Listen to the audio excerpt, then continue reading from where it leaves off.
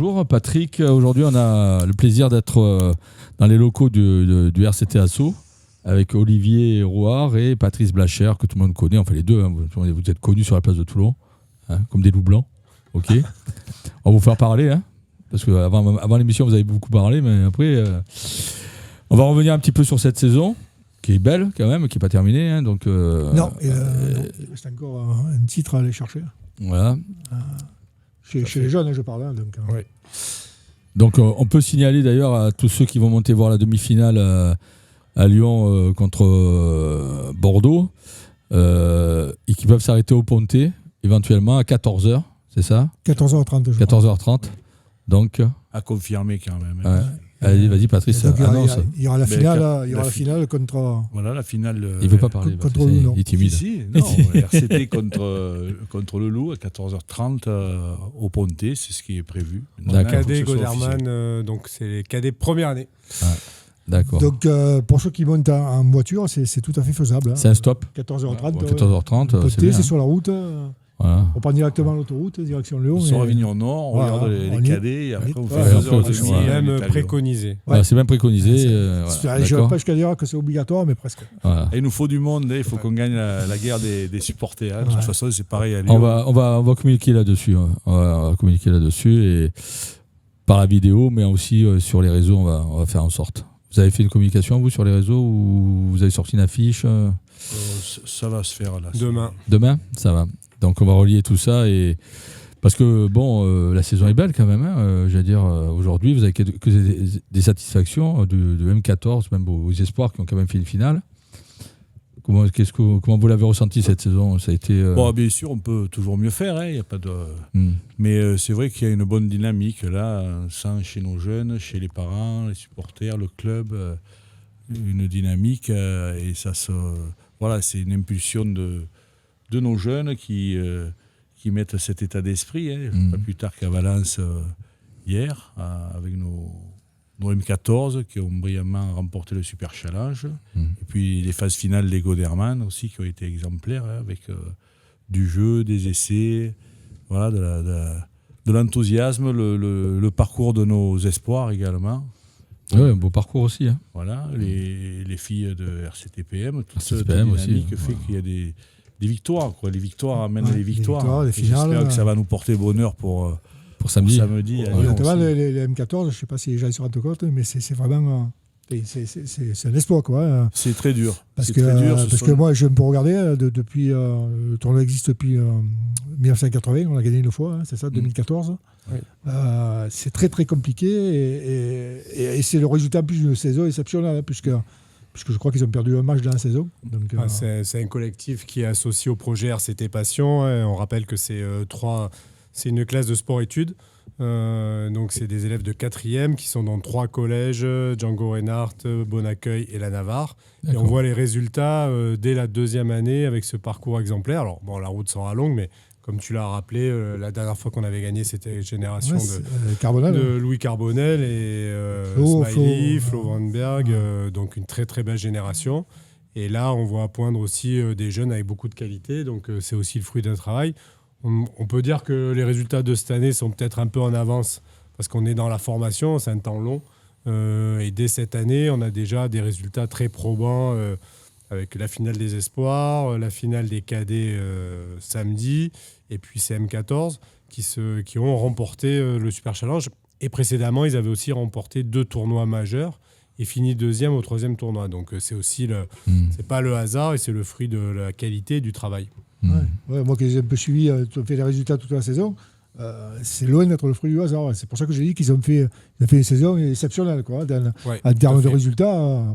Ils ont perdu, je crois, un match contre Montpellier 5-3. Qu'ils ont battu là. Ils se sont mangés là. On avait notre meilleur joueur qu'on avait mis dans la catégorie à la mercerie ce jour-là.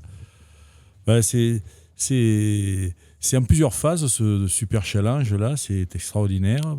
Et donc les phases 1, phase 2, phase 3, les phases 1 on a tout gagné, phase 2 aussi. Et phase 3 c'était à Valence. Et donc ce sont des matchs de 2 fois 10 minutes, ça va très vite. Donc on a des coachs qui sont expérimentés, là, Denis Mercadier et Enzo Vacchino. Bien sûr, après, il y a la direction, les cadres avec Philippe Vergeladi, Georges Smiley, Lionel Russo. Donc, un très bon encadrement. Et voilà, une technique particulière pour aborder ces matchs où il faut être rapidement en tête.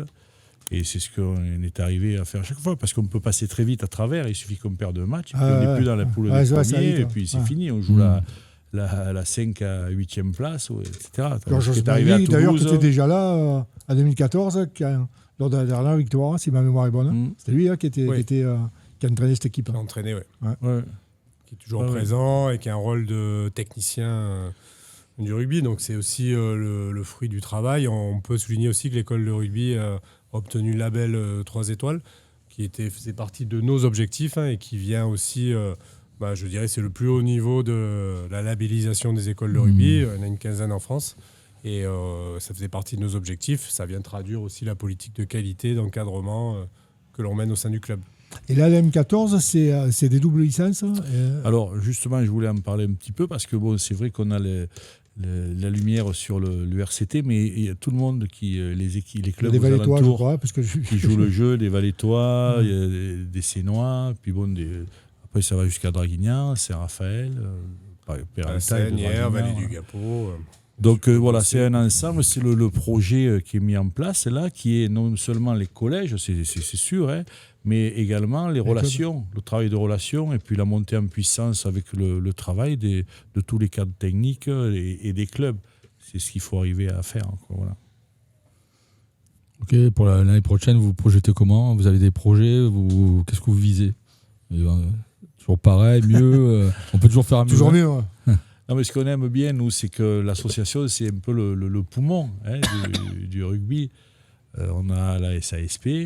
On a parlé tout à l'heure de RCTPM, mais on fait aussi des conventions avec les clubs aux alentours, que ce soit l'aviron, la boxe, l'athlétisme, le sport santé, avec Sportez-vous bien 83, tu connais. Très bon, oui, j'ai entendu parler. Voilà, et tout ça, tout autour, voilà, ça travaille en commun pour le rugby, parce qu'on s'aperçoit il y a une bonne dynamique. Et oui, parce qu'on s'aperçoit que les autres travaillent aussi. Les autres clubs, d'ailleurs, on est un peu en retard au niveau des à la mercerie et des crabos, parce qu'on arrive à se qualifier en poule haute, mais pour le moment, ça ne suffit pas pour se qualifier dans les phases finales. C'est un gros chantier qu'on a et qu'on voudrait réussir à partir de l'année prochaine. Voilà, on avait un peu de retard sur les Aixois. J'ai l'impression qu'on est en train de combler le retard. Je pense que là, sur les bons résultats, on va surfer aussi sur ces générations qui arrivent. Donc, on a 2 très belles générations qui vont monter, en Goderman et à la mercerie, les 2 années cadets. On a aussi, depuis cette année, tout le travail fait par Greg Le Corvec, qui a été recruté au poste à plein temps de recruteur et qui vient aussi dénicher, séduire aussi les joueurs de talent, de proximité jusqu'au plus loin, puisqu'on va accueillir des jeunes de Martinique, de Nouméa. Voilà, tout ça, c'est un travail d'équipe aussi, qui nous permet aussi de venir compléter nos collectifs qui sont de grande qualité grâce au travail fait sur le bassin varois, mais aussi permettre à quelques jeunes qui ont un fort potentiel de venir s'exprimer. Donc tout ça, c'est aussi du travail de l'ombre pour bien les accueillir, les acclimater, leur offrir un cadre scolaire de grande qualité, puisque dans tout ça, le double projet sportif et scolaire demeure une priorité. Et on est aussi attaché aux résultats, à la qualité des résultats scolaires en complément du sportif. D'ailleurs, à ce sujet, je crois que vous êtes à la recherche de familles d'accueil. Parce que tu parlais de jeunes qui arrivent de l'extérieur. Oui, la difficulté des internats qui ferment le week-end. Donc, quand on a des joueurs qui viennent d'un peu loin, ils sont en internat, mais après le week-end, il faut qu'on ait des personnes qui nous aident. C'est le cas. Mais il en faut toujours plus. Donc, on essaiera de mettre le lien. Les personnes de bonne volonté sont les bienvenues, effectivement. On essaiera de mettre le lien pour faire passer le message. Parce que c'est vrai que les gens ne savent pas trop tout le mécanisme, en fin de compte, parce qu'il y a du boulot derrière. Il n'y a pas simplement on va s'entraîner, on joue des matchs, mais il y a toute une organisation pour mettre les joueurs dans les meilleures conditions possibles. Donc dans les meilleures conditions, c'est bien sûr les transports, c'est l'encadrement scolaire, c'est l'accueil du week-end. Et c'est vrai, comme le disait Patrice, que le week-end, l'internat, ça s'arrête vendredi. Et quand on joue le samedi, il faut garder les jeunes, qu'on puisse les accueillir dans des bonnes conditions, Et donc ça, c'est effectivement, on recherche des familles d'accueil et toutes les bonnes âmes sont les bienvenues pour qu'on leur explique comment elles peuvent venir nous aider. D'accord. Petit réglage de micro en direct. Voilà. En live. Voilà. C'est l'équipe technique, ils sont au top. C'est sûr qu'aujourd'hui, les résultats aussi de la SASP, de l'équipe première, ça joue aussi dans le recrutement. Vous sentez qu'il y a un engouement particulier ou quand c'est la vitrine, donc c'est certain que... c'est toujours un plus incroyable hein, quand les pros gagnent. Ça génère une envie, une dynamique, déjà au niveau du club, mais au niveau de l'image forcément. Et là, on sent bien que le RCT redevient une place forte du rugby, donc c'est attractif pour tout le monde. Donc oui, on en a besoin, et puis ça vient récompenser aussi le travail de Bernard Lemaître et Pierre Mignoni, qui sont au soutien aussi de la formation. Donc forcément, ça crée une dynamique incroyable.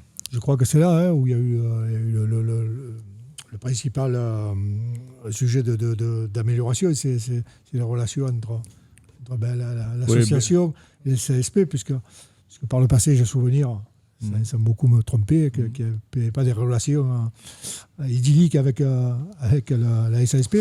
Et donc, je crois que l'arrivée l'arrivée de Lemaître... Je pense que c'était plusieurs époques. L'époque de Mourad, lui, c'était l'immédiateté. Il fallait gagner un titre à la fin de la saison, alors que nous, on était dans la formation dans un temps long, sur plusieurs années. Donc forcément, là... Mais pour autant, Mourad a permis de renouer au passé glorieux du club. Mais effectivement, c'était un temps court. Il fallait gagner un titre à la fin de la saison et c'était son objectif. Nous, on s'inscrit dans la durée. C'est vrai que ça faisait partie aussi du projet de Bernard Lemaître, et puis l'arrivée de Pierre, directeur du rugby, a permis aussi de s'inscrire dans ce long terme. Oui, Bernard est très à l'écoute. Il n'y a aucun problème, on travaille bien. Pierre, c'est le fer de lance, sportif, tout ce qui peut aider avec les relations, la déclinaison de tout ce qui est technique dans le sportif, des aides sur les stages, les présences sur les tournois avec les joueurs. Cette année, je ne sais pas combien ils sont venus. Tout l'effectif premier est venu au tournoi du Muguet. C'est quand même remarquable. Voilà. Et Jessica Casanova, qui est fraîchement arrivée, qui de suite s'est très bien intégrée, avec qui on travaille très bien. Elle fait le lien. Et voilà, on est en ordre de marche. Bon, pas dire que de temps en temps, il n'y a pas un peu des petits avis différents, des petits, mais ça c'est normal. C'est la vie de club, ça. Voilà, exactement. Mais bon, ça va, ça bosse bien. Bon, continuer comme ça. Et donc là, samedi, vous allez, une fois que vous avez quitté le Pontet, vous allez monter à Lyon. Ouais. On va d'abord aller voir les cadets, les soutenir. Et puis la dernière marche, là, voilà, c'est peut-être la plus difficile, mais en tout cas, ce groupe est incroyable. Il est résilient, il s'accroche. Ils ont, donc ils l'ont encore montré en demi en arrachant la victoire à la dernière minute. D'un point, c'est la force de caractère d'un collectif. Donc samedi, on a été marqué quand même. C'était compliqué pour eux. Et ils ont donc plus de mérite. Alors, je pense que ça les a aussi peut-être resserrés. Et c'est un sujet de motivation peut-être supplémentaire. La perte du petit Nico, quoi. Donc, ce drame a resserré un peu les liens. Il y a un peu plus de je veux dire. Les jeunes sont serrés, sont déterminés, ils ont un projet, on sent qu'ils veulent arriver, donc c'est fédérateur. Bon, c'est un drame absolu qui nous est arrivé. Voilà. C'est vrai que ça fait relativiser tout ce qui peut se passer autour. Pour autant, la mémoire de Nico permet aussi d'aller se surpasser. Ça pourrait peut-être à un certain moment les scléroser ou mettre trop de pression. Mais... pour l'instant, c'est plutôt un facteur catalysateur. On pense à lui, c'est le 16e homme. Et c'est ce qu'on lui doit. Voilà. Maintenant, aller à Jacques Taest. C'est ça. L'histoire serait belle, quoi. Elle le saura, je suis persuadé, parce que voilà, Lyon, c'est une équipe Mariole, puisque ils étaient dans la même poule, je crois. C'est une grosse équipe. J'avais vu le match ici où ils menaient largement. Ils étaient revenus à l'énergie pour gagner en fin de match. Donc on sait qu'on peut les battre déjà. Donc c'est déjà un point positif. Mais ça va être compliqué parce que c'est un gros morceau, quoi. On a du boulot pour cette finale parce que on a tous les parents, la mobilisation des parents, les bus, tout le monde qui vient. C'est une effervescence de folie. Hein. Sur ce groupe de Goderman, les parents sont extraordinaires. Hein. Donc des fois même un peu trop. Oui, il faut les calmer. Il faut un peu les calmer, mais il faut garder la pression. Voilà, que la pression ne tue pas trop l'enjeu du match. Voilà. Jusqu'à présent, ça s'est bien passé, mais c'est vrai que c'est aussi une force. Mais aujourd'hui, voilà, on parle beaucoup de préparation mentale, mais dès ces jeunes âges, il faut l'intégrer pour qu'on puisse faire le bon match. Et dans cette génération-là, est-ce qu'il y a déjà des éléments dont on peut déjà voir qu'ils sont au-dessus de l'eau? Il faut y aller par étapes parce qu'ils ont moins de 15. Ouais. Bon, il y en a quelques-uns qui sont déjà sur les centres de suivi, mais il y en a plus d'une dizaine. L'étape d'après, c'est d'être prétendant à l'académie, c'est-à-dire un petit peu le pôle espoir, quand on passe à moins de 16. Et bon, on a de bons joueurs en devenir. Hein. Mais bon, après, vous savez comment c'est une carrière. Hein. Ouais. Je veux dire que toutes les générations, il y a toujours 1, 2, 3 joueurs qu'on se dit... on parlait tout à l'heure de la génération de Louis. Oui. Ils savaient que Louis, Flo, il y avait 3... JB, ils savaient que... est-ce que là, il y a déjà quelques joueurs, on s'est cité de nom, parce qu'évidemment, qui pourraient être... un très bon numéro 8, on a un très bon pilier. Ça, je pense que s'ils continuent comme ça un bon 10 aussi, non on a un très bon petit 10, on a un très bon demi-mêlée qui est excellent buteur aussi. Donc voilà, après... mais il y a surtout une belle dynamique collective. Ça, c'est important. Et d'ailleurs, c'est plus important. Parce que la progression fait du jeu, le fait qu'on marque des beaux essais, tout ça, c'est le mouvement général toute l'année, et c'est la force du collectif. Donc il y a des belles pépites. Voilà, après, ils ont encore... la route est longue, hein, mais c'est sûr que c'est pour les accompagner. On a un cadet deuxième année, junior première année, deuxième année, espoir. Donc il va falloir franchir les étapes, mais pour l'instant, ils y sont. Donc... quel bonheur pour eux. On a un joueur derrière, il est extraordinaire. Il joue arrière, 3 carrels. À Massy, l'année dernière, dans la finale, il nous avait marqué un essai de 40 mètres. Et là, le match d'avant contre Castres, il nous met un essai de 40 mètres en passant en revue tout le monde. Donc voilà, des jeunes prometteurs. Voilà. C'était c'est le sens de ma question, savoir s'il y avait quelques pépites à devenir. Donc, c'est important. Pas de souci pour ça. C'est important. Bon, après, à nous de les accompagner, de faire en sorte qu'ils restent concentrés, qu'ils n'aient pas la grosse tête et qu'ils continuent à s'entraîner. Après, c'est intéressant de voir ce groupe évoluer de catégorie en catégorie, quoi. Ouais. Et parce que on se souvient justement ce groupe de Louis Carbonel, hein, ils avaient gagné le Super Challenge de France, et puis après ils sont arrivés en finale. Après ils ont été 2 fois champions de France de espoir. Donc ces générations-là, en principe, quand elles gagnent comme ça, normalement, ça perdure dans le temps, quoi. Donc il y a de quoi être optimiste. C'est un groupe qui est déjà très soudé, de grande qualité, et qui va aussi accueillir quelques recrues de premier choix. Donc si la mayonnaise prend, c'est un groupe qui va continuer à performer sur les années à venir. Comment ça se passe au niveau des recrutements ? Il y a quelqu'un qui est dédié à... C'est Greg, non ? C'est Greg ?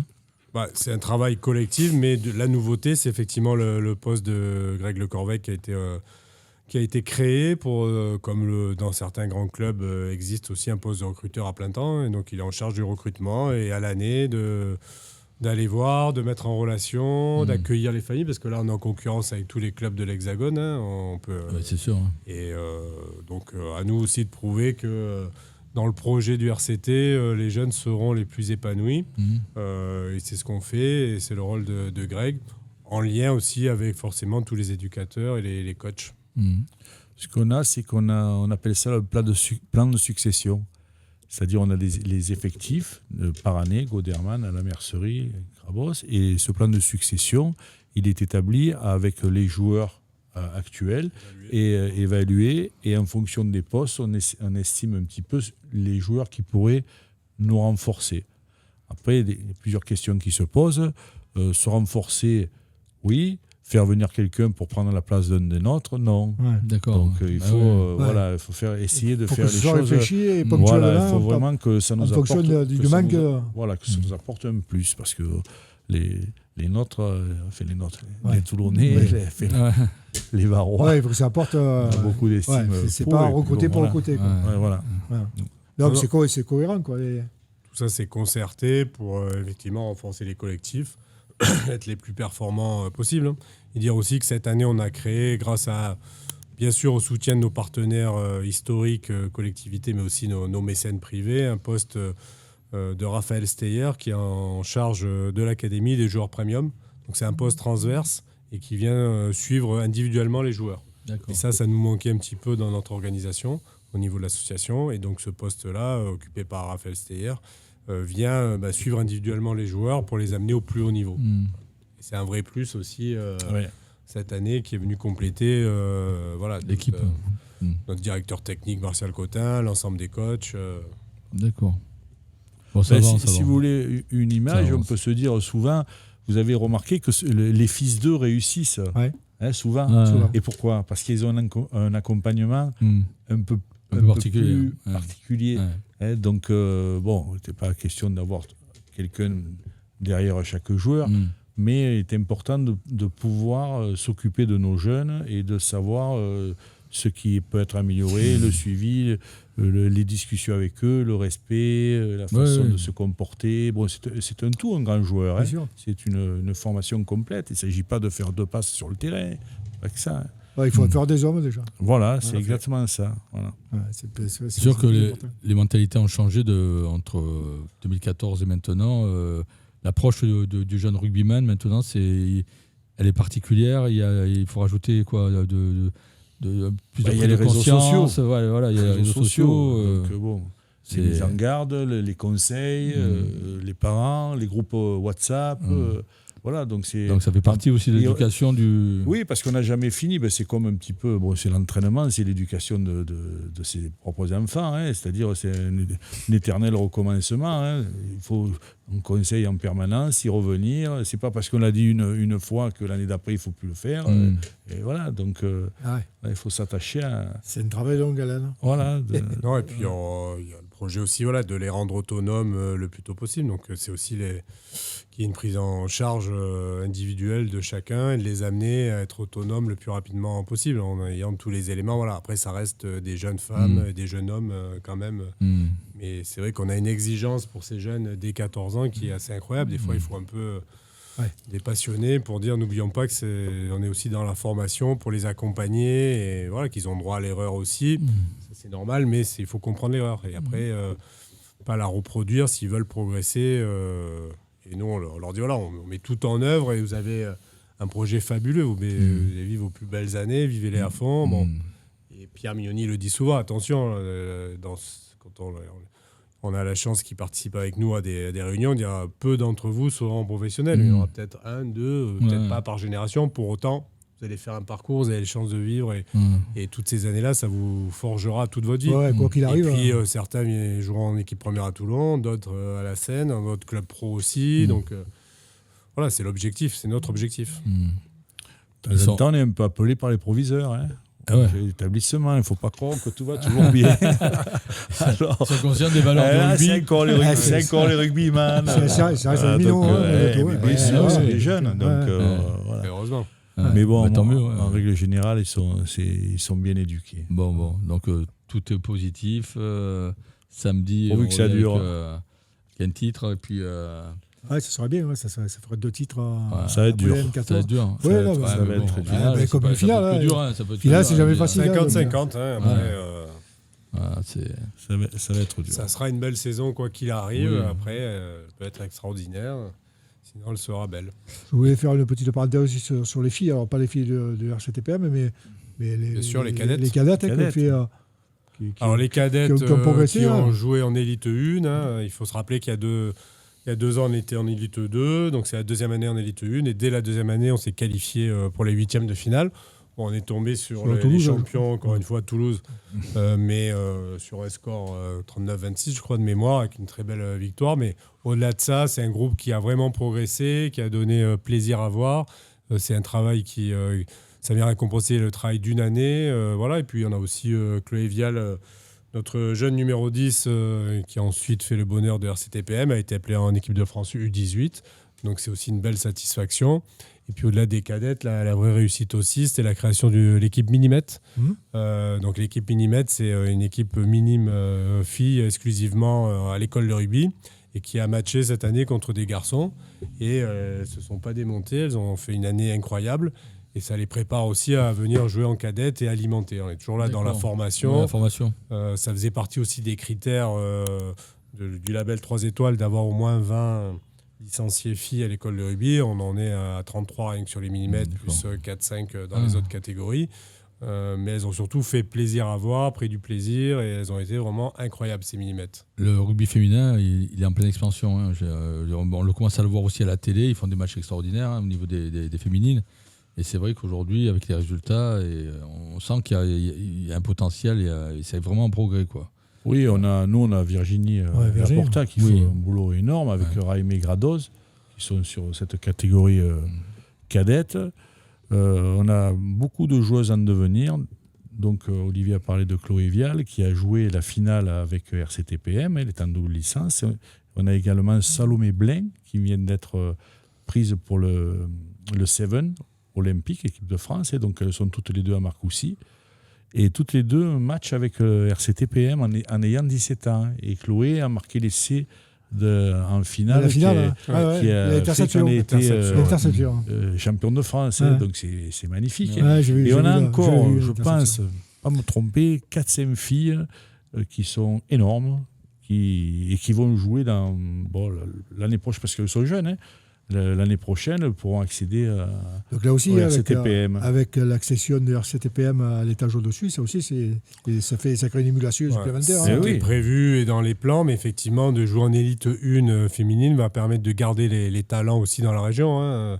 Parce qu'on se rappelle de la petite Escudero qui est partie forcément pro percée dans le sud-ouest. Aujourd'hui, jouer en élite 1, ça permet aussi de garder nos talents et de les faire revenir peut-être. Et puis on a une petite Bourac qui est partie aussi à Bordeaux Lyon, ou à Lyon. Donc on a deux joueuses qui sont parties également et qui jouent en première division, en élite 1, qui seraient bien chez nous. Oui, Jean-Pascal fait un travail remarquable sur le RCTPM. Donc on s'entend très bien. Bon, de temps en temps, il est un peu exigeant. C'est un peu normal, non? Mais il sait ce qu'il veut et il comprend vite. Donc, mais nous, on avait reçu un début de saison où il nous avait annoncé que l'objectif c'était les Ligue 1. On l'avait trouvé un peu présomptueux en disant ça va, c'est quand même. Il a réussi. Donc, chapeau, quoi. Je pense quand on annonce les choses qu'on les fait. Il s'en est donné les moyens et il s'est donné 2 ans pour y arriver. Dès la première année, il monte.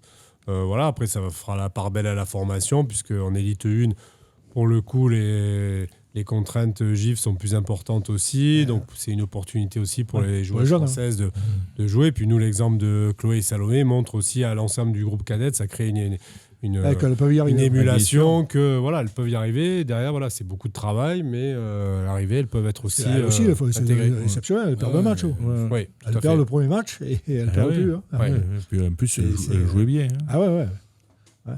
Mais bon, on a vu qu'à Mayol, elles attirent du monde, quoi. Tout va bien. On va faire mieux. Les filles, l'année prochaine, j'ai confiance, on va faire mieux que. À part qu'on prenne Toulouse encore, elles ont été championnes de France. On les a pris en 8e de finale. Mais je pense qu'on a une belle génération. Et aujourd'hui, au niveau de l'assaut, qu'est-ce qui manquerait? Qu'est-ce qui pourrait faire que vous. Oui, l'argent. Ça, c'est pour tout le monde. Hein. Et qu'est-ce qui pourrait faire qu'aujourd'hui, vous vous sentez mieux? Vous avez d'autres projets, vous pouvez consolider les résultats. Qu'est-ce qui. Dans le projet de formation auquel on travaille dans le cadre de RCT Passion, notre gros projet, c'est autour de l'hébergement. Parce qu'aujourd'hui, on a l'appui de l'ensemble des lycées Rouvière, lycée du Mont-Durville, Sisson, Parc Saint-Jean, Jean Écart, lycée du Golfe, Golf Hôtel. C'est formidable. Et je dirais, on est très soutenu. Pour autant... on a besoin aussi, le projet grandit, on est sur 5 équipes élites.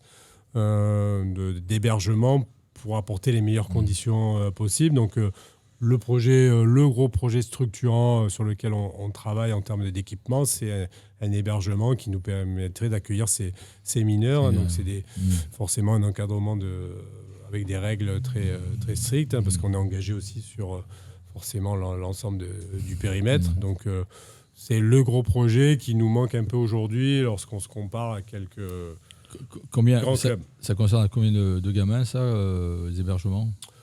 Entre 40 et 50 quand même. gamins, parce que ça va. Jusqu'en troisième, on a des solutions avec les collèges, les solutions d'internat, mais après, c'est seconde, première, terminale, filles-garçons. Donc, ça fait 4 collectifs. Ça fait du monde, quand même. Ça fait une quarantaine d'hébergements. Il faudrait avoir un établissement rien que pour vous, en fait, quand il faudrait construire. Tout à fait, c'est ça. Ouais, on peut même imaginer qu'on ait aussi un lieu de vie, il nous manque un petit peu, et également un peu plus de place pour faire de la musculation. D'accord. Donc ça nous permettrait vraiment de passer une étape.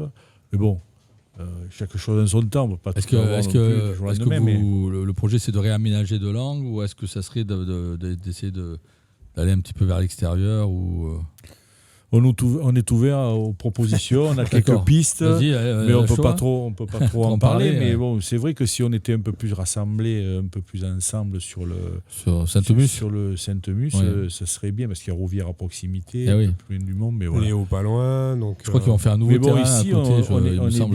Ici, on est bien aussi. C'est un terrain qui va être, je crois, l'SPTT. Il me semble qu'il y a un terrain d'entraînement qui va... Il y a SPTT en haut qui est en proximité. Et voilà, c'est sûr que chez nous, les territoires sont comptés. Mais effectivement, et puis il y a des contraintes de transport. Donc si on peut regrouper dans une unité de lieu, c'est sûr que c'est beaucoup mieux pour tout le monde. C'est sûr qu'au campus, je crois qu'il y a un terrain juste derrière là, qui serait pas mal pour... on va peut-être en parler à qui de droit. Donc on parlera à toi. Oui, à Bernard. J'appelle. Dès qu'on a fini, j'appelle. Et voilà, non, mais c'est sûr que l'hébergement, c'est quand même un gros souci, quoi. Je veux dire. Oui, c'est un des questionnements, et pour la montée en puissance du projet, effectivement, à terme, il faudra trouver une solution d'hébergement. Sinon, on va un peu s'épuiser. Parce qu'on est beaucoup en retard par rapport à certains clubs sur ces sujets-là. Chaque club a un peu ses façons de faire. Lyon, Grenoble, Montpellier. On ne peut pas dire qu'il y ait une solution miracle, mais nous, on avance comme... je veux dire, on n'a pas de complexe à faire. Voilà, non, je pense complexe. On a vraiment rattrapé, je dirais, le retard qu'on pouvait avoir pour retrouver les moyens de nos objectifs sportifs. Donc, on est vraiment bien. Après, pour aller encore plus loin, on est un peu isolé, nous, dans le sud-est. On le sait, ce n'est pas une nouveauté. Ce qui fait que, en termes d'hébergement aussi, même... on crée des liens forts avec la Corse et les clubs corses. Il faut aussi pouvoir les accueillir dans des bonnes conditions, sécuriser les parents, ce qui est normal. Puis 50, c'est pas rien, quoi. Ça fait, on est obligé de passer sur une structure. Chaque année, chaque année, parce que tous les ans, renouvellement, c'est des mineurs, mais oui. Et puis, il faut aussi, leur être attractif aussi. Et forcément, les équipements, ça fait partie aussi de l'attractivité du projet. C'est bien tout ça. Écoute, l'avenir paraît radieux. Hein, voilà, écoutez, nous on va suivre. Alors, on ne parle pas du RCT, du match de Castres. Hein. Tu t'en fous comme toi. Non. Mais ce que je voudrais dire, vas-y, c'est que, si vous me permettez, c'est que nous on est là sur le devant de la scène avec Olivier, on est un plus, mais on a beaucoup de dirigeants qui sont avec nous. On a pris une quarantaine de personnes qui, dans différentes commissions, éducation, sociale, travaille avec nous activement. Ça représente combien de personnes, RCT Asso ? C'est 40 au comité directeur. Et donc, tout le monde ne travaille pas sur le même niveau, mais niveau d'activité, mais chacun fait quelque chose. Ça, c'est certain. Les encadrants, tout confondu, c'est plus de 120 personnes. Entre les éducateurs, les bénévoles, les dirigeants, les secrétaires d'équipe, le médical, les préparateurs physiques. Donc, c'est beaucoup. C'est une organisation incroyable. D'accord. Donc, il faudrait quand même avoir un lieu de travail qui ressemble quand même à quelque chose de... Le lieu de travail, on l'a, mais on peut l'améliorer. Et le lieu de vie, ça reste... un objectif prioritaire pour se retrouver. Alors, il y a bien sûr la brasserie du Muguet, mais bon, vous la connaissez. C'est pas le club non plus, mais que dans tous les clubs de France et de Navarre, il y a un clubhouse digne de ce nom. Nous, l'histoire a fait que ça s'est un peu dispersé, mais on aura vraiment besoin d'un clubhouse pour l'assaut, identitaire. Écoutez, voilà. Si vous avez un message à faire passer, parce que vous avez entendu par rapport à l'émission, on peut passer que des messages. Donc, c'est ouvert à toute proposition. Voilà, ça c'est dit. Voilà, donc, ça nous manque un peu, c'est vrai, ce lieu de vie. Lieu de vie, ok. Et hébergement, donc. Voilà, pour les moyens. Je crois que le message est passé. Le message est passé. Noël, c'est en décembre. On va essayer de faire en sorte que. Voilà. Tu voulais parler de Castres ? Oui, on va revenir un peu sur le match parce que c'est pas anodin. On s'est qualifié pour une demi-finale de championnat de France. Ça faisait dingue que ça ne nous était pas arrivé, donc il faut en parler un peu quand même. Oui, c'est vrai, c'est clair. Tu as raison, Patrick. Surtout qu'on l'a fait brillamment, car c'est rare qu'on file 50 points en match de barrage. Alors même si ça a été un peu compliqué, on le savait, quand on est castré, c'est jamais très facile, mais à la sortie, mettre 50 points à Castres, c'est pas à la portée de tout le monde. Et je crois qu'on a retrouvé le Toulon d'il y a quelques mois, qu'on avait un peu perdu de vue depuis 3 ou 4 semaines, et que voilà, on a retrouvé là, conquérant, avant la demi-finale. C'est de bonne augure. Voilà, ça me paraît de bonne augure. Alors, même si ça va être compliqué contre Bordeaux, mais je pense qu'on n'a pas. Je pense que, de toute façon, quoi qu'il arrive, la saison, elle est positive, et que tout ce qui arrive maintenant, c'est du bonus. Je ne sais pas ce que vous en pensez, mais. Alors, quand tu es en demi, c'est sûr que tu as mis l'aller au bout. Il fallait remettre les pendules à l'heure et retrouver notre standing qu'on avait un peu perdu depuis ce match incroyable de 8e de finale de Coupe d'Europe là, qui nous avait fait rêver. Et là, on a un match très sérieux, on les a concassés. Et moi, je trouvais Castres très très bon, très présent, comme on les connaît, mais même dans un registre. Donc il fallait les prendre, mais on s'est appliqué, on les a concassés. Et puis au final, c'est eux qui ont craqué. Je trouvais le stade une ambiance incroyable. Les tribunes, ça faisait. Moi, j'étais à Bayonne la semaine d'avant. Je dis, ils sont pas mal, les Bayonnais. Mais là, on a retrouvé un élan. La ferveur du public. Avant le match le 16, on savait on pouvait pas le perdre, ce match. Grâce d'ailleurs à la commune castroise aussi qui a participé à mettre l'ambiance aussi. C'était assez sympa. Oui, c'était une vraie ambiance de rugby, comme on les aime. Donc.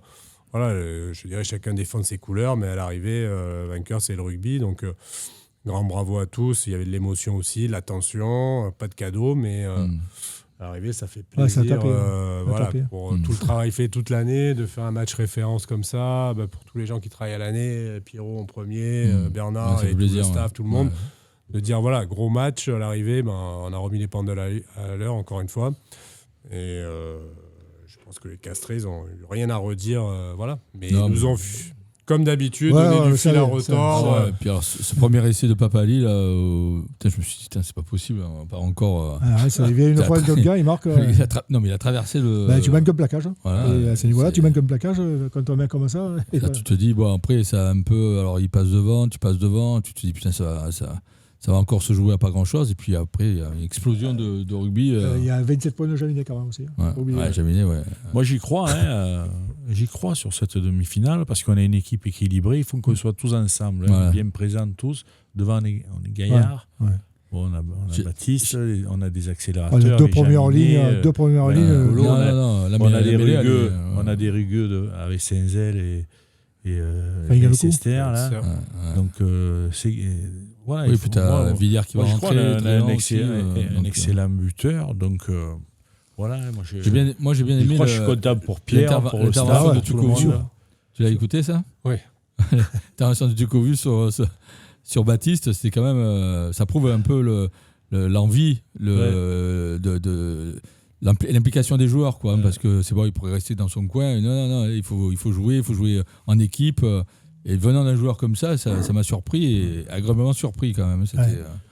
Moi, j'espère qu'on va les battre, qu'on va prendre Toulouse en finale, 40 ans après la finale de 85. Toi, tu viens en revanche. T'es bien placé pour savoir. Et donc, j'espère qu'on va battre les Bordelais. Il faut s'en méfier parce que Bruce est un Toulousain, l'entraîneur. Je suis sûr qu'il décortique tout notre jeu. Et qui vont essayer de trouver une faille. Moi, j'ai misé sur un Toulon-Bayonne. Si c'était Toulon-Bayonne, tout le monde en rêve. Il y en a marre de voir Toulouse en finale. Ça serait une belle fête, l'Ambach. Oui, C'est la beauté du sport. Ouais.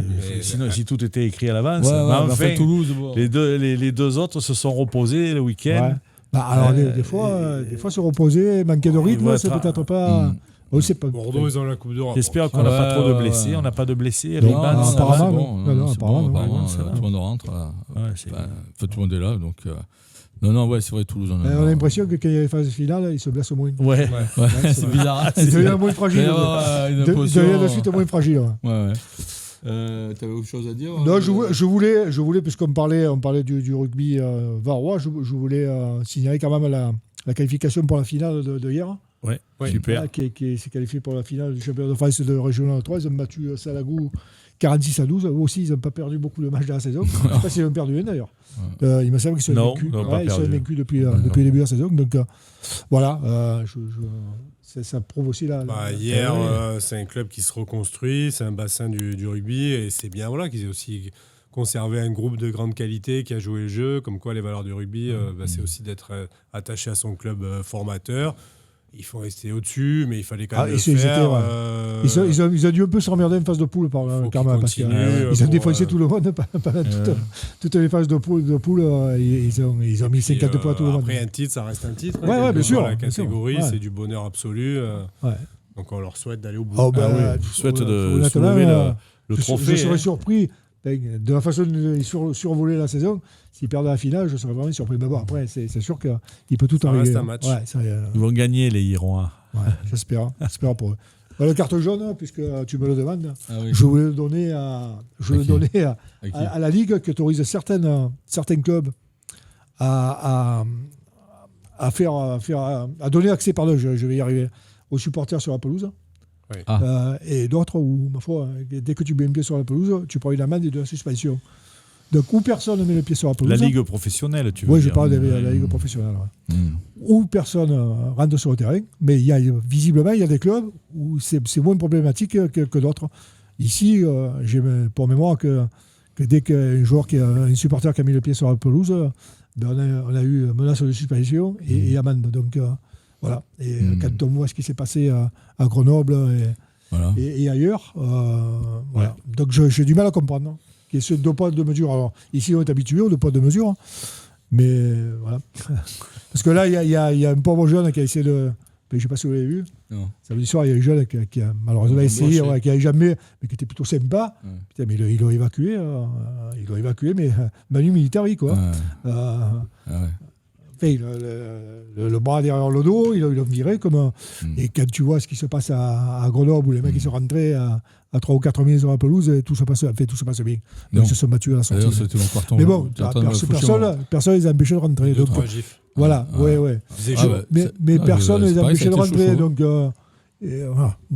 c'est ça que je ne comprends pas. Pourquoi chez nous, on ne peut pas? On va encore dire qu'on se.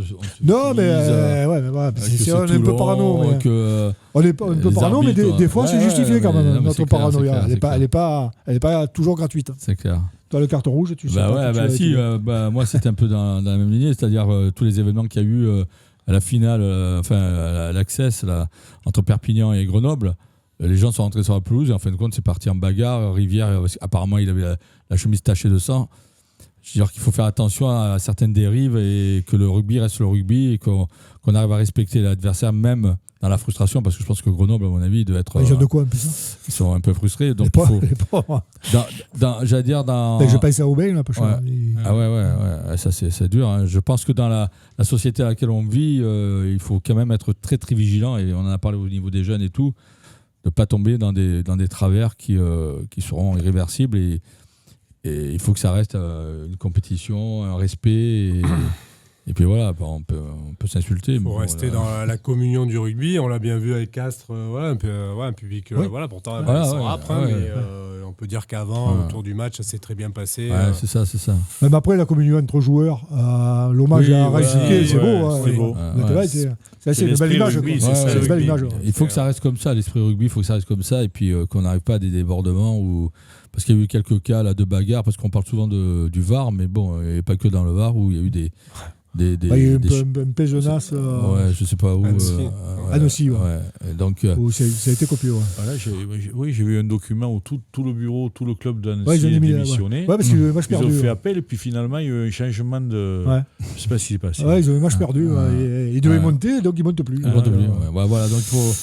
Ils ont fait appel. Ils ont fait appel. Ils ont eu gain de cause, je crois. Je sais pas.